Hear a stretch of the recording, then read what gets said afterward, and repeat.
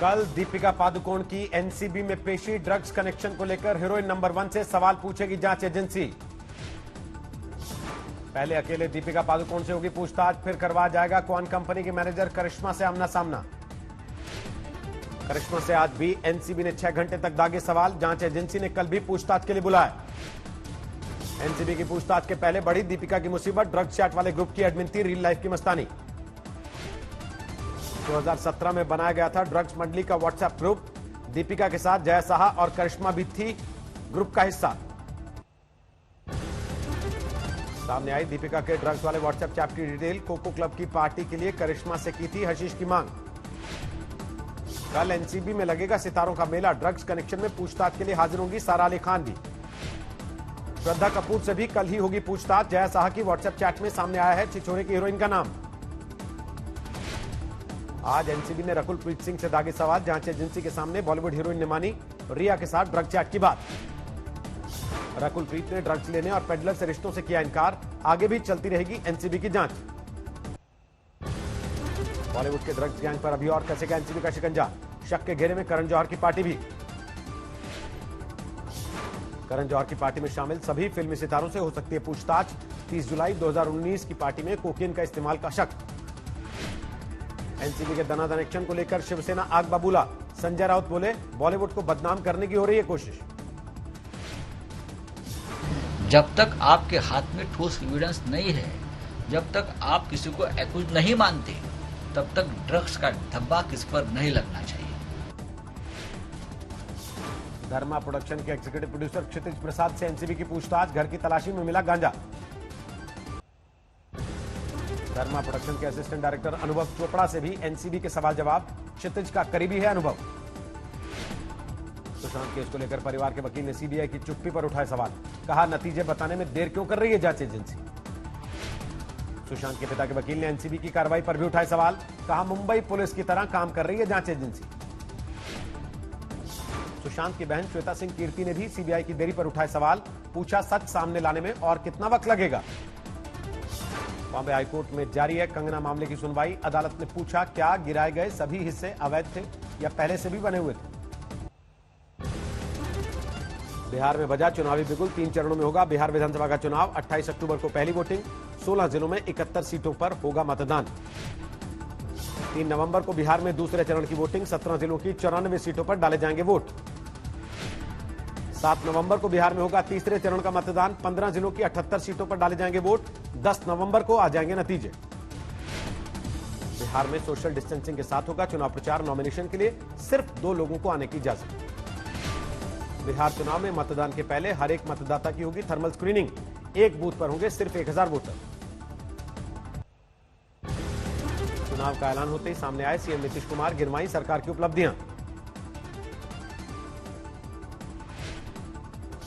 और हम लोगों ने जो काम किया है उसके बाद तो आप देख रहे हैं कि हर बार तो जनता को भरोसा है और अब तक काम किया है। जनता फिर भरोसा देगी तो काम करते रहेंगे।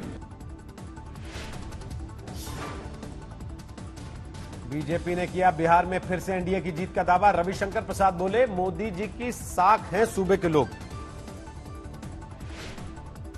राष्ट्र के विकास के मुद्दे, राष्ट्र की सुरक्षा के मुद्दे और इसके साथ बिहार के विकास का जो काम एनडीए का रहा है और जो नरेंद्र मोदी जी ने बिहार की चिंता की है विकास की, ये सब जनता के सामने है। बिहार चुनाव के ऐलान के बाद सियासी पार्टियों ने कसी कमर। आरजेडी ने किया बड़ी जीत का दावा।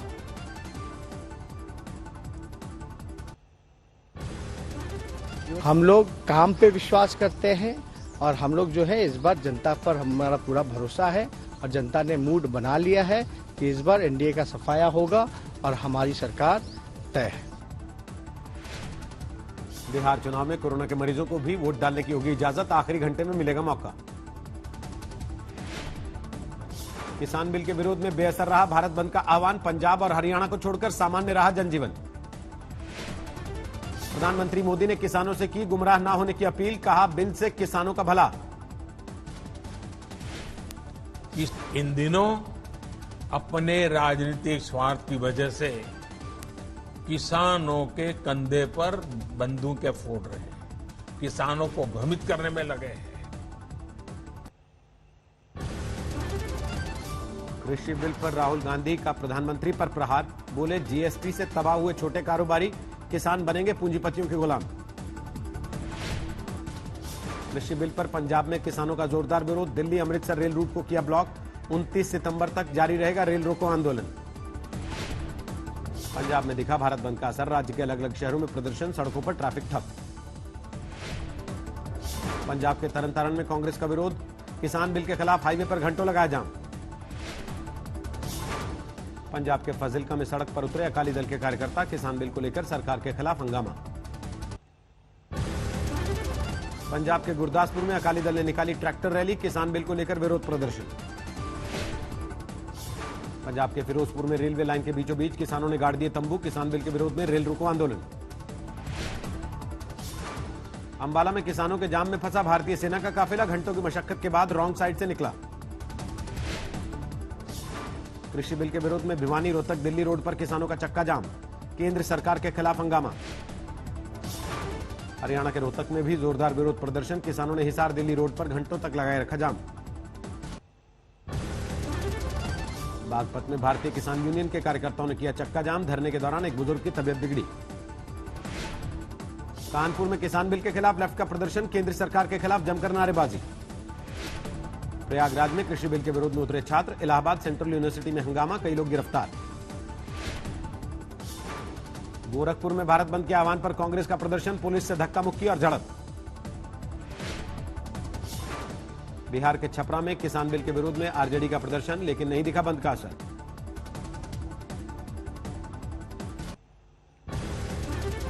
पटना में आरजेडी का विरोध प्रदर्शन, किसान बिल के खिलाफ तेजस्वी यादव का ट्रैक्टर जुलूस। पटना में ट्रैक्टर चलाकर पप्पू यादव ने भी किया किसान बिल का विरोध, बीजेपी दफ्तर के पास बीजेपी कार्यकर्ताओं ने की पिटाई। समस्तीपुर में भारत बंद समर्थकों और बाइक सवार के बीच नोकझोंक, घंटों तक ओवरब्रिज पर लगा जाम। किसान बिल के विरोध में कांग्रेस ने सरकार पर साधा निशाना, छत्तीसगढ़ के मंत्री टीएस सिंहदेव बोले बिना किसानों से बात किए बदला 40 साल पुराना कानून। देश में लगातार बढ़ रही है कोरोना की रफ्तार, 24 घंटे में 86,000 से ज्यादा नए केस, 58,18,000 के पार कुल आंकड़ा।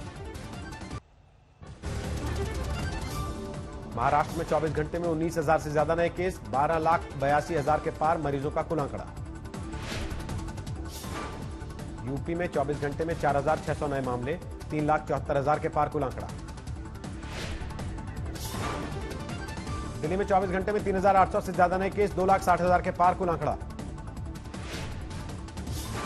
देहरादून में कोरोना की मुफ्त जांच के लिए सीएचसी में मुड़ी भीड़, पुलिस को करनी पड़ी काफी मेहनत। मशहूर गायक एसपी बालासुब्रमण्यम का निधन, कोरोना संक्रमण की वजह से 5 अगस्त को चेन्नई के अस्पताल में हुए थे भर्ती।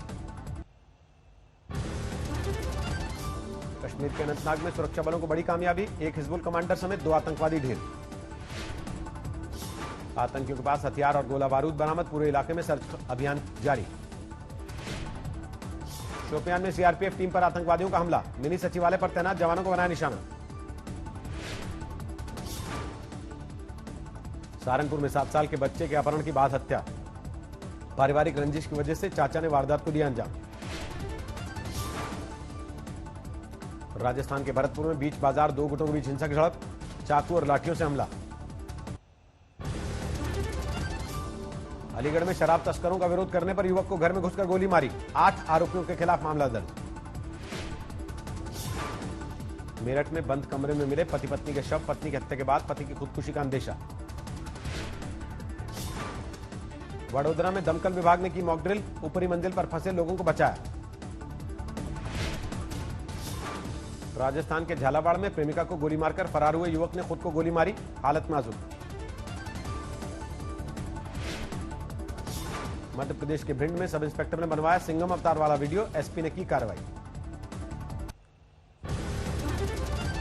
वाराणसी में लेडी सूट में पेड़ से लटकता मिला युवक का शव, घर वालों ने पुलिस पर लगाए लापरवाही के आरोप। दिल्ली के जगतपुरी में टाइल दुकान में भीषण आग, दमकल विभाग की गाड़ियों ने घंटों तक की मशक्कत। हरियाणा पंजाब सीमा पर ड्रग्स तस्करी के आरोप में 2 गिरफ्तार, नशे की करीब 20,000 गोलियां बरामद। हरियाणा के हिसार में पेट्रोल पंप के मैनेजर की हत्या, लूटपाट के इरादे से वारदात को अंजाम दिया। जम्मू कश्मीर पुलिस को मिली अत्याधुनिक तकनीक से लैस कमांड गाड़ियां, आतंकवाद के खिलाफ लड़ाई में मिलेगी मदद। गुजरात के भरूच में नेशनल हाईवे 48 पर करीब 20 किलोमीटर लंबा ट्रैफिक जाम, 2 दिन से परेशान थे लोग। भूकंप के झटकों से हिला लद्दाख, रिक्टर स्केल पर 5.4 थी तीव्रता, किसी नुकसान की खबर नहीं। आज आईपीएल में दिल्ली के साथ चेन्नई की भिड़ंत, दुबई में हो रहा मुकाबला। 835 अंकों की छलांग लगाकर 37,388 पर रुका सेंसेक्स, निफ्टी 244 पॉइंट उछलकर 11,050 पर बंद। जीएसटी के मामले पर सीएजी रिपोर्ट में केंद्र सरकार पर निशाना, राज्यों को जीएसटी की भरपाई के लिए दी जाने वाली रकम के कहीं और इस्तेमाल की बात।